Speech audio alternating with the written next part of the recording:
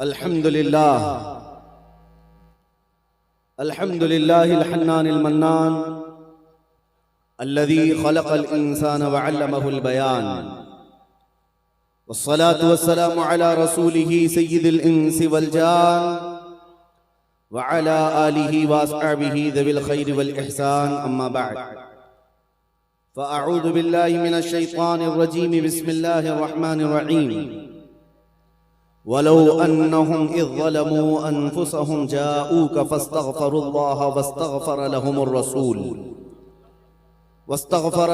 रसूल लवजदुल्लाह तव्वाबर रहीमा सदक़ल्लाहु मौलानल अज़ीम व बल्लगना रसूलुहुन नबियुल अमीनुल मतीनुल मुख्तारुल करीम व नहनु अला ज़ालिका मिनश शाहिदीन वश्शाकिरीन वल्हम्दुलिल्लाहि रब्बिल आलमीन। बारगाह रिसालत मुआब सल्लल्लाहु तआला अलैहि वसल्लम में एक बार दुरूद पाक का हदिया पेश फरमाएं। सय्यिदिना व मौलाना मुहम्मद मअदनिल जूदी वल करम व आलिही व अस्हाबिहिल किराम व इब्निहिल करीम व बारिक व सल्लिम सलातन दाइमतन सरमदन अबदा।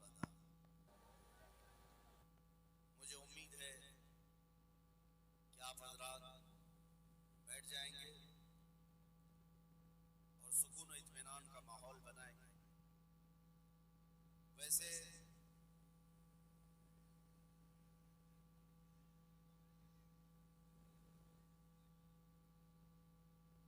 हर जलसे में हमारे लिए यही मसला है। एक साहब ने कहा, यूपी के ही अधिकारी हैं, हमारे जलसों के परमिशन के लिए बड़े मसले होते हैं। मैंने उनसे कहा, मैं ऐसी कौन सी डेंजर तकरीर करता हूँ? तो उन्होंने कहा, आधा तो तकरीर से खौफ लगता है, आधे से ज्यादा जो नारे लगते हैं उससे ज्यादा तकलीफ होती है। पता ये चला कि ये जो रात के वक्त बेदार मजमा लब्बैक का नारा लगाता, इससे कुफ्र के चूल्हे भी हिल चुके हैं। बहुत सारे खीमों में जलजला है, अगरचे आपको इस चीज की खबर ना हो, हमें अंदाजा है। नाज़िम इजलास हमारा तारुफ बड़े लंबे चौड़े अल्फाज में आपके सामने करा रहे थे। सबसे पहली बात तो यह है कि मैं उस मिंबर पर आज खड़ा हूं। मुझे आज बड़ी फख्र और सआदत के साथ ये अर्ज करना है कि अल जामिअतुल इस्लामिया रोनाही, जिसकी खुशबुएं चार दांगे आलम में फैली हुई हैं, उसके अजीम असातिज़ा का ये बाबरकत मिंबर है। इस पर बैठे हुए अकाबिर उलमा, निस्बत में मेरे दादा उस्ताद भी हैं। जामिया इस्लामिया रोनाही से खोशाचीन जो उलमा हैं वो मेरे असातिज़ा में से, और अल्हम्दुलिल्लाह मुझे इस बात पर फख्र है कि यहाँ से बटने वाले इल्म की खैरात हमने यूरोप की सरजमीन पर भी देखी है और अरब की सरजमीन पर भी देखी। और ऐ नौजवानों, तुम्हारा अपना तारुफ इसी इदारे की वजह से है। तुम्हारी अपनी शनाख्त, तुम्हारी आइडेंटिटी इसी इदारे की वजह से। इस जामिया इस्लामिया ने तुम्हारे इस छोटे से कस्बे को पूरी दुनिया में पहुंचा दिया। अल्लाह ताला इसकी बरकतें सुबह क़यामत तक कायम दायम रखे। और आज का ये इजलास, जैसे कि मुझे बताया गया, हुज्जाजे किराम ज़ियारत हरमैन तय्यबैन के लिए निकल रहे हैं। एजाज़न उनके लिए जलसा रखा गया। ये बड़ी खुशी की बात है कि इन मौक़े पर भी हमारे यहाँ जलसे हो जाते हैं, और इन्हीं जलसों की मुनासबत से हम अपने अकीदे और अपने जज्बात अपनी कौम तक रख पाते हैं। मेरे अजीजों, हमारा इतना ही इंट्रोडक्शन है, हमारा इतना ही तारुफ है। या रसूल अल्लाह, तेरे इश्क की बदौलत मुझे जिंदगी मिली है। या रसूल अल्लाह, तेरे इश्क की बदौलत मुझे जिंदगी मिली है। मेरी बात बन गई है तेरी बात करते करते, है जो जिंदगानी बाकी ये इरादा कर लिया है, तेरे मुनकिरों से आका मैं मरूंगा लड़ते लड़ते। या रसूल अल्लाह, जब तक बिके न थे तो कोई पूछता न था, जब तक बिके न थे तो कोई पूछता न था, तुमने खरीद कर हमें अनमोल कर दिया। ये नाज़ी अंदाज हमारे नहीं होते, झोली में अगर टुकड़े तुम्हारे नहीं होते, जब तक के मदीने से इशारे नहीं होते, रोशन मेरी किस्मत के सितारे नहीं होते। और हमारी तकरीर का खुलासा और एक मैसेज शुरू में ही अगर मैं बताऊं तो सिर्फ इतना ही है, ए दीवानों बेदाम ही बिक जाइए बाजारे नबी में, बेदाम ही बिक जाइए बाजारे नबी में, इस शान के सौदे में खसारे नहीं होते।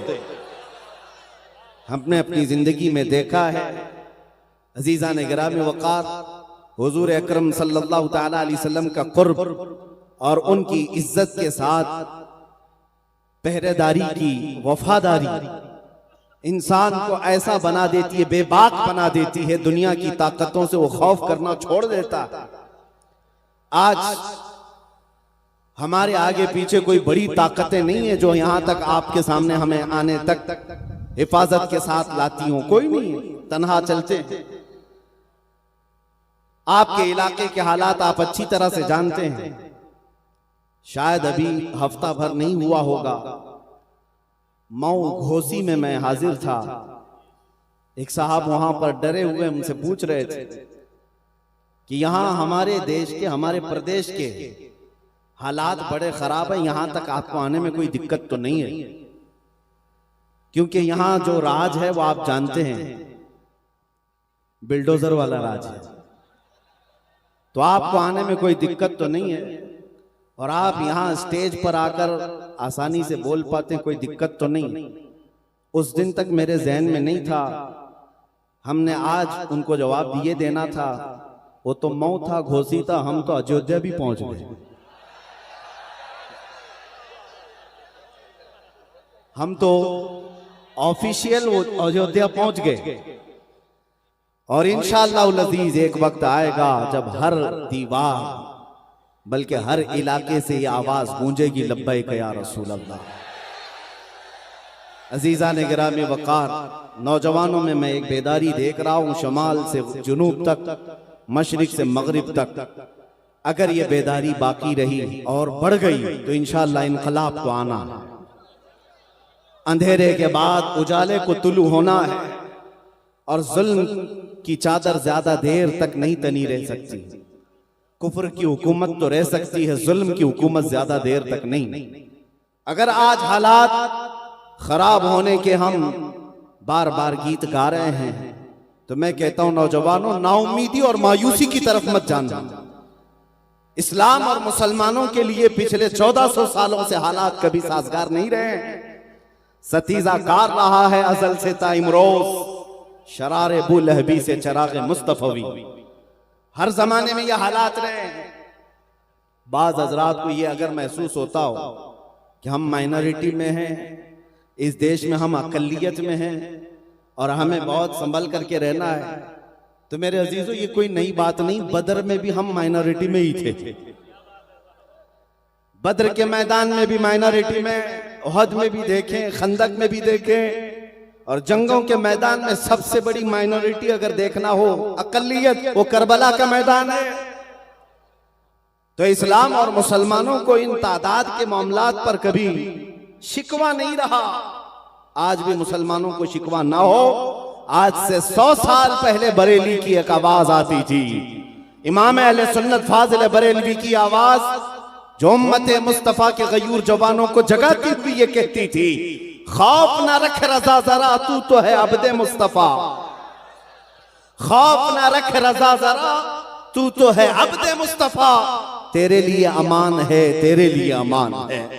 फख्र करने के लिए हमारे पास कोई सबसे बड़ी दौलत है तो वह इश्क मुस्तफा की दौलत है। ऐ सुन्नियों, अगर तुम्हारे सीनों में आज भी ये निस्बत कायम है तो भूल जाओ कि क्या क्या चीजें कुफ्फार और मुशरिकीन और दुश्मनान इस्लाम ने हमसे लूटा है।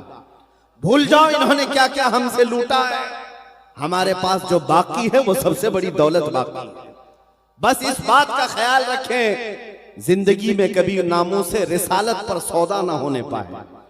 हुजूर पाक सल्लल्लाहु तआला अलैहि वसल्लम की इज्जत के मामले में आपको मैं बताऊं, एक सर्वे के मुताबिक, पूरे वर्ल्ड के सर्वे के मुताबिक, अपने नबी पाक सल्लल्लाहु ताला अलैहि वसल्लम के नाम के लिए सबसे ज्यादा हसास कोई कौम है वो मुसलमान है। और उसके अलावा दूसरा सर्वे ये है, पूरे दुनिया के मुसलमानों में सबसे ज्यादा सेंसिटिव, सबसे ज्यादा हसास अपने नबी के नाम पर कोई कौम है तो बर्रे सगीर हिंद और पाक के मुसलमान। अरबों को भी नहीं शुमार किया गया, अरब बड़ी तादाद में हैं, लेकिन सर्वे में एक आ गया है, सबसे ज्यादा हसास मुसलमान हिंदुस्तान और इसके आसपास रहते हैं। उसकी वजह मेरे अजीजों इन्हीं बुजुर्गाने दीन की सोहबत है, या उलमाए कामिलीन की सोहबत है।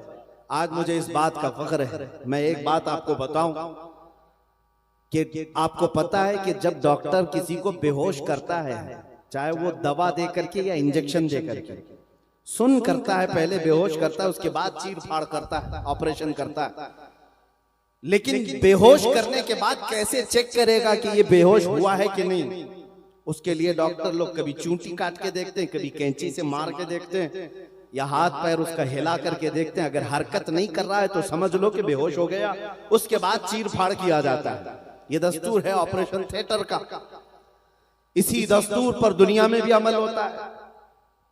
किसी कौम को खत्म करने के लिए नशा दिया जाता है, पहले बेहोश किया जाए, और बरसों से उम्मते मुस्लिमा को नशा दिया जा रहा है। सिर्फ हेरोइन कोकेन का नशा नहीं है, अफीम चरस गांजे का नशा नहीं है, इंटरनेट भी एक नशा है जो हम सबको दिया गया है। इस पूरी उम्मत को इस नशा में मुब्तला करके रखा गया पिछले कई सालों से, और सालों से नशा में रख करके कौम मुस्लिम को देखा गया। सिर्फ मैं हिंदुस्तान की बात नहीं कर रहा हूं, पूरे दुनिया में। अब चेक करने का वक्त आया कि मुसलमान पूरे बेहोश हुए कि नहीं हुए। इनको चेक करने का तरीका यह था कि इनके नबी की शान में गुस्ताखी की जाए, इस्लाम, कुरान और अल्लाह की जात पर भौंका जाए। फिर देखते हैं इसमें कितने जिंदा हैं और कितने सोए हुए हैं। अब ये जो गुस्ताखियां हो रही हैं, ये चेक करने का टाइम है इनके। जगह जगह से ये मुसलमानों की बेदारी को नापना चाहते हैं। इन्होंने अरबों में भी देखा, यूरोप में भी करके देखा, जहां जहां हुजूर पाक सल्लल्लाहु अलैहि वसल्लम की शान में गुस्ताखियां कराई गई। फिर मंजर को देखा कि कितने जागे हैं, कितने सोए, बेदार कितने। मेरे अजीजों, अरबों में तो ऐसी नींद है कि उनमें से कोई उठने को तैयार नहीं।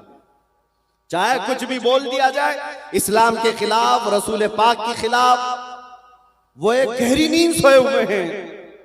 लेकिन जब यहां से कोई कुत्ता भौंका हमारे मुल्क से, तो फिर मैंने देखा है हिंदुस्तान के शुमाल से जुनूब, मशरिक से मगरिब तक हर इलाके से मुसलमान बच्चा बोल पड़ा, लब्बैक या रसूल अल्लाह। ये इस बात की अलामत है कि नशा तो तुम्हें दिया गया और नशा हमें भी दिया गया है, लेकिन अभी हमारी कौम बेहोश नहीं हुई, अपने नबी के नाम पर अभी भी होश में है। और जब तक ये होश बाकी रहेगा, याद रखना तुम्हारा चीर फाड़ नहीं हो सकेगा, ऑपरेशन नहीं हो सकेगा। जब तक ये जिंदगी बाकी है, ऑपरेशन नहीं हो सकेगा। अजीजान गिराम वकार, खास तौर पर मैं यूपी के मुसलमानों को ये बताना चाहता हूँ, खौफ और डर के साथ अगर जीने पर तुम्हें मजबूर किया जा रहा हो तो निकाल फेंको। हमारी तारीख है, पुरानी तारीख है। तुम्हारे लिए खौफ का माहौल रास नहीं आता, सेब नहीं देता। अगर कहीं मॉब लिंचिंग करके किसी का वीडियो वायरल किया जाए, किसी का घर तोड़ करके उसके बर्बादी को वायरल किया जाए और तुम्हारे दिलों में दहशत डाली जाए, तो निकाल फेंको इस खौफ को। डर के मारे अपनी टोपियां छुपाना, डर के मारे अपनी दाढ़ियां छिला देना, डर के मारे अपनी मस्जिदों के दरवाजे बंद करना, ये हरकतें मत करो, बल्कि फिर सीना सिपर होकर मैदान में उतर आओ और दुश्मनाने इस्लाम को ये जवाब दे करके सुनाओ कि ये जो तुम छोटे मोटे हरकतें करके हमारे दिलों में दहशत डालना चाहते हो, ये हमारी पुरानी तारीख है। हम उस कौम से वाबस्ता हैं जहां हर साल मुहर्रम में हमें करबला की दास्तान सुनाई जाती है। हमें हर साल हुसैन आजम की कुर्बानी सुनाई जाती है, इसलिए नहीं कि छाती पीट पीट करके रोए, इमाम हुसैन पर मातम करें। मुहर्रम में करबला की दास्तानें इसीलिए सुनाई जाती हैं कि हमारा हर बच्चा कट जाने के बाद भी यह अज़्म लेकर के तैयार रहे, इस्लाम जिंदा होता है हर करबला के बाद।